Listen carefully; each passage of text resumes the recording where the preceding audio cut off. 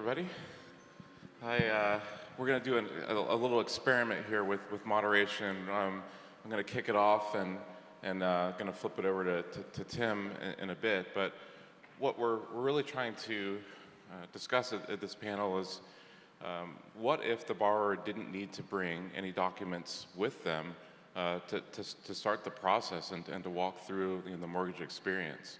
And what we have here, I think, is a really great example of what's happening with homeowner preparedness or financial preparedness with the point of sale experience, with settlement and closing, and then I think I'm going to try to string it all together from a property standpoint and talk about what property data actually powers the whole process throughout. So I'm going to start off by putting some questions to Brian and to Tim.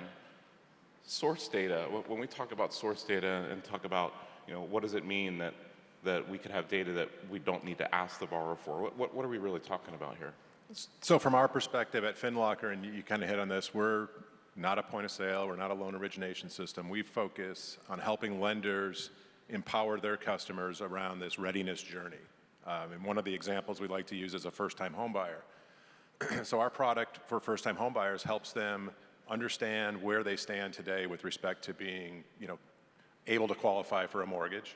And we do that on top of source data. So think about the consumer in a product like FinLocker being verified across 5 dimensions: identity, credit, assets, income, and employment, always on.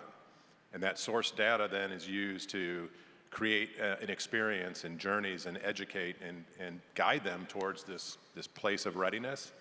And from their app, be able to actually transact and share that data securely directly with their lender and pass it to BeSmartee and other technologies to actually enable the transaction. So when we talk about source data, we really focus on those 5 dimensions: identity, credit, assets, income, and employment.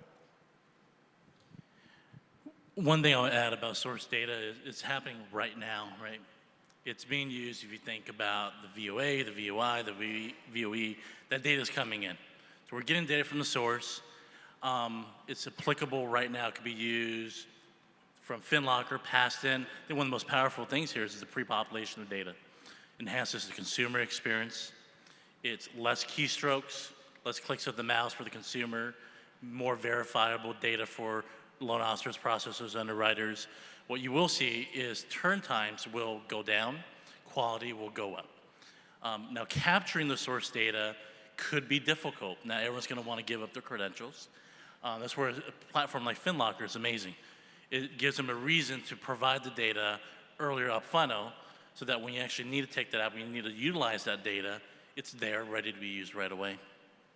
Yeah, so let's dig into that a little bit more in terms of the willingness for people to provide data. I mean, privacy is a huge concern right now.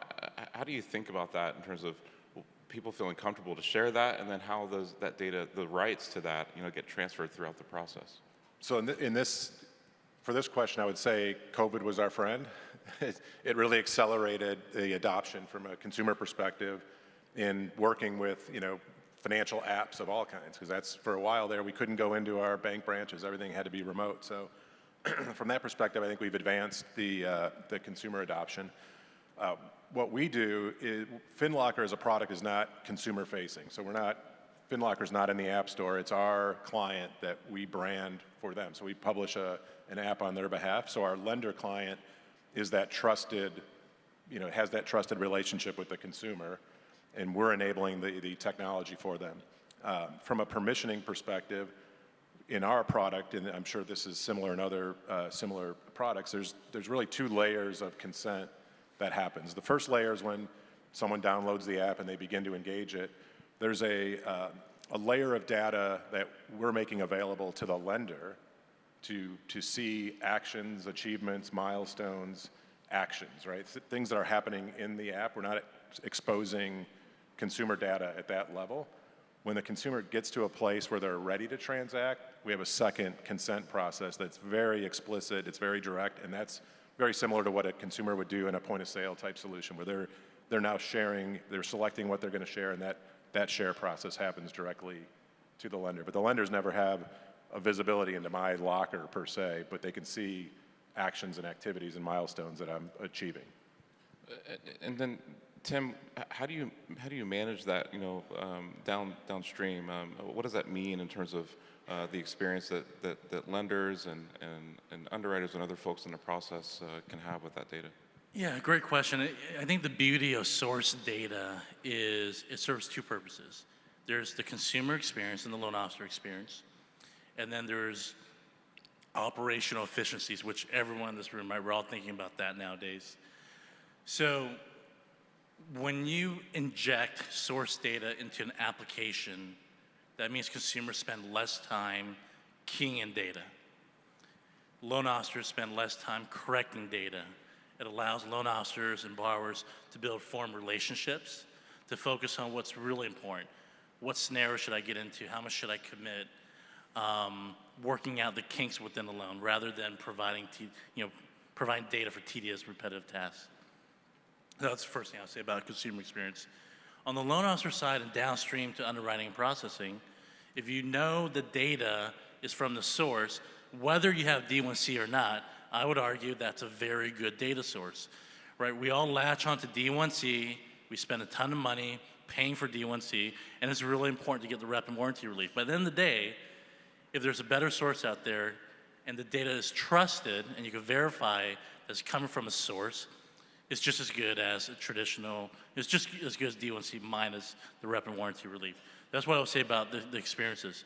Now we look at operational efficiencies, and I hope that's what's on everybody's mind, is, we're gonna get away from the inbound top of the funnel, processes, right, that we've seen over the last 2 years. We're focusing on how do we take the business we have today, make it more effective, make it less risky. So that's where source data comes into play again. For example, at BeSmartee, we're rolling out a VOIE solution. It's gonna do a waterfall, and then there's gonna be a mix of D1C approved vendors, non-D1C approved vendors for the time being. But what makes that special is it takes that whole employment income process, strips it away from consumer loan officer experience, but it drives the data quality. It drives efficiency. The standardization of the data, you're not getting data from multiple sources, chasing it down, you get standardized funnels. You can build processes around it. And the beautiful thing about this is once you standardize it, you can A/B split test it, right? A/B split testing is not just for consumer websites and applications. You can use that internally in your operations. And when you find the right recipe, the right adjustments to make, you can apply the adjustments at scale.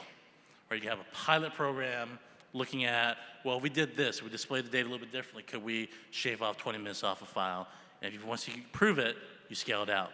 And that's what standardization of the data will do. It'll drive the downstream efficiencies.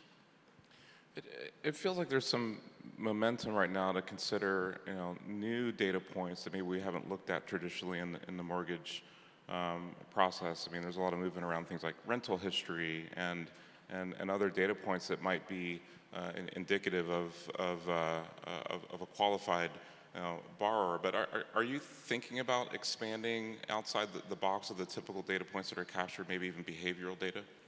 So we're always looking at data sources that will add to the transparency for the consumer and the certainty. So one of the things that we think about, which is maybe a little different as you get downstream into the loan process, is we're focused on the lender, but we're really focused on helping the consumer really understand where they are. So our focus is giving them the best assessment of their readiness in real time. And so if there's other data sources that can help do that, then we're always looking there. Because we have the asset data, so all the DDA transactional data coming in from linked accounts, we do see rental payments and other activity. And so we're starting to kind of cross-correlate what we see from employment income data, so payroll data, and then cross-correlate that with direct deposits from the accounts that are linked, and just doing some learning on that. Yeah, what's interesting about that too is we're starting to see behavioral data from the point of sale and more upstream systems that we didn't have, even 3-4 years ago. You're starting to understand how people behave. That is source data. When you understand consumers' behavior, how many times do they have to visit your website before they click apply? How many times do they have to land there to actually start an application, so on and so forth? That data will help in conversion. It'll help you modify the experience. It'll help you market better, retain the customer long-term better. So I think behavior data is definitely one of them. And there's just a lot of new data sources coming out as well. You know, look at the HOA data. We're getting that instantaneously now. It's available. It minimizes the time for condo certs, right? There's automation there, data coming directly from the HOA providers. You don't have to wait multiple days. You can ping systems today and get the HOA cert, for example, back fairly quickly. So all these data sources, I mean, what I also think is super powerful is, you know, Brian talks about, you know, borrower mortgage readiness. Imagine taking that data, right, consumers, borrowers who could not qualify for a particular reason, you'll know the reason, and you constantly monitor, right, with permission, of course. And when right, you can feed that into your product and pricing engine, automatically feed into AUS. You could literally email the consumer the next morning and say, hey, you're actually pre-approved, conditionally approved, ran through AUS and everything, right, using stated credit with a new mechanism that's being tested. And you can give direct answers like all us consumers expect when we're not in the mortgage space, right? Whether it's car loans or buying something online, we expect that. And we're moving towards that long term here in mortgages. Cool. I'll flip it over to Tim, but you know, Kathy, you guys take it, you know, early in a process all the way through. Anything with this you want to jump into in terms of, from a workflow perspective, some of the ways that you help people understand what's the best stream to go down, if you will, to get the best experience? Yeah, absolutely. So we are, for lack of a better term, a data aggregator, right? So we don't, we're not competitive in any way, shape, or form. However, we do take that source data from all these partners that you see here on the stage, and we really centralize that. It's so important because if you're trying to deal with disparate systems where all that data is coming in from, you're managing multiple platforms, you're managing multiple points of entry. How then can you make sense of that data? So you really have to take that in, we maximize those efforts, and we streamline that efficiency so you can make legitimate and knowledgeable decisions on what that data is so that you can apply it to your institution. Cool. I'll go and take it. So now we're moving to the... Take the baton, Tim. So now we're going to move away from the front end of the funnel to the back end of the funnel. So these questions would be for Kathy and Keenan. First question, share about policies that are accelerating the need for source data. Yeah, and if you don't mind, I'll take this first. So I did a little bit of light reading, I would say, on my airplane ride. I was taking a look at the appraisal task force report and the CFPB director's statement, and then I promptly took a nap, right? But I will say that the germane message to all of that was to take a look at some of the flawed models. And this goes with respect to AVMs or appraisal. There's going to be multiple parties of task forces that are going to come down and start levying all of these policies over the next coming months. They're going to take a hard look at unfair lending, redlining, whether it is intentional or unintentional. They want to make sure that those algorithms are really accurate so that you're going to see a lot of that coming, not just respect to that, but also I think they're going to start getting into title. It's not going to be stopping. So the thought process is really to take a look at, over the course of years, I started in this industry way back in the day when I was with VMP Mortgage Forms many, many years ago. And I think it's really been policy change, policy requirements that have driven change in this industry. Not just the fact that, oh, we've come up with these innovative things, which we all have, but it's the policy itself that has, oh, okay, we're more reactionary to what's happened with the governmental changes than we are with, okay, let's move on and be pioneering in the technology to get beyond these policy mandates, right? I can't believe that you don't think it's gripping reading policies from the CFPB, but I think there's some, I do think there's some exciting changes that mean a lot directly to consumers that are happening right now. and are actually driving, the digitization of some of the supporting processes like appraisal that really haven't been looked at in the same way. I mean, there's been a lot of investment into digitizing mortgage from a point of sale standpoint all the way back through e-close. But then these supporting processes, appraisal, title, and others that kind of hang off of it, we've left into this PDF-based, let's place the order and find out what happens approach. But now with what Fannie Mae and Freddie Mac are doing with modernizing the appraisal process, desktop appraisals, hybrid appraisals, using non-appraiser seeded data collection, all that is driving the need for data earlier in the process. Even for realtors and brokers and agents to change their behavior and how they collect property data during the listing process, because that data, whether it's floor plans or doing 3D virtual tours of the property, all of that can be used to remove steps later on in the process, to remove maybe even the inspection, right? Which could shave off multiple days, off the process on the back end. It reminds me of an old saying, right? Garbage in, garbage out. Got to get that data in as clear as possible. And I think it's pretty clear that the more you collect up front, the more downstream efficiencies and time and cost savings we can drive. Now, that said, it's not plentiful. What do you guys see as the reason that adoption of data-driven solutions is just starting to really roll? Yeah, sure, thanks. And I wrote down many, many obstacles to that, I think. Let's touch on this a little bit. Access to the data itself. So disparate systems. How do you get access to that data to bring into your shop today? And how are you looking at it today? It's fraught with errors. So if you're trying to bring it in and look at it from multiple directions, something's going to go awry, right?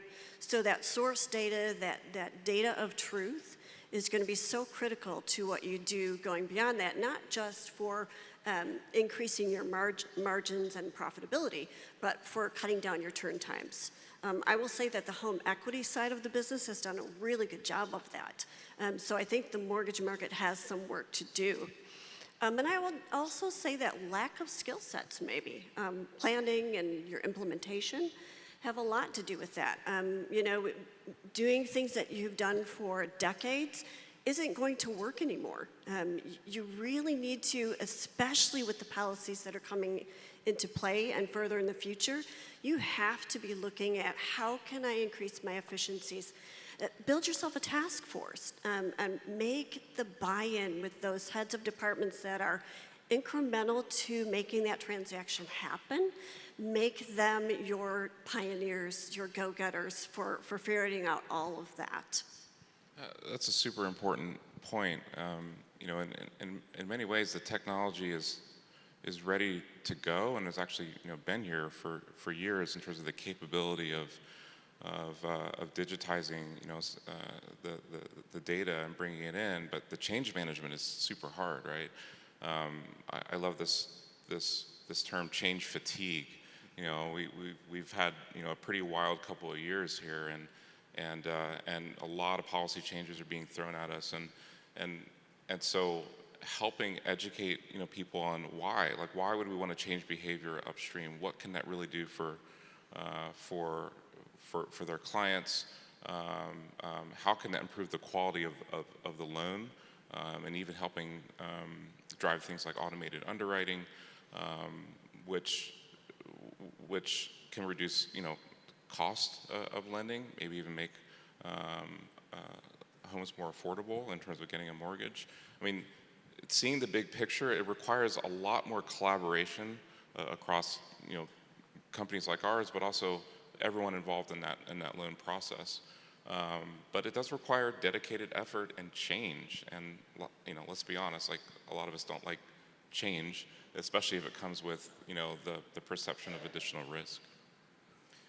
So let's imagine a second, right? We live in a world where we just wave a magic wand and all the data is connected. It's flowing from the top, from the beginning of the funnel all the way to the end. Guys, talk to us about how that impacts cost of close.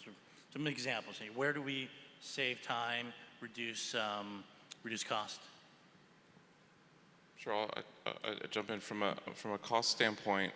There's so many opportunities within appraisal to save cost. It's been a pain point, but one of those things is for us, we've seen getting new workforces involved in doing the appraisal process.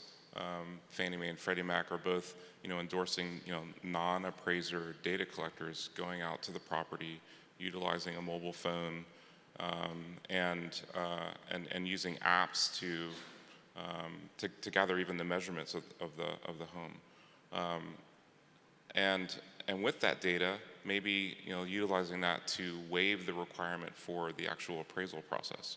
So now you're talking about a 3-day process instead of a 10+ day process, and one that costs $200 to $300 instead of twice that amount. And so that's savings directly for the borrower, but also think about all of the other things that have to happen operationally right now. A lot of those are hidden costs that the lenders don't tend to track. So I think there's some great opportunities there. And Kathy, could we talk about the underwriting and the settlement part of this? Yeah, absolutely. I was just going to herald on what Keenan was saying. With that, of course, is automation. And we speak about that so much, automation of the data. But here in this instance, if you want to get the closing down from perhaps 60 days, 45 days, 30 days to, we're going to talk in just a moment here, down to a 7-day close, it is entirely possible. That is a reality that does exist. So, and it's collaboration of partners that you see here on the stage and that you work with today already that make that happen.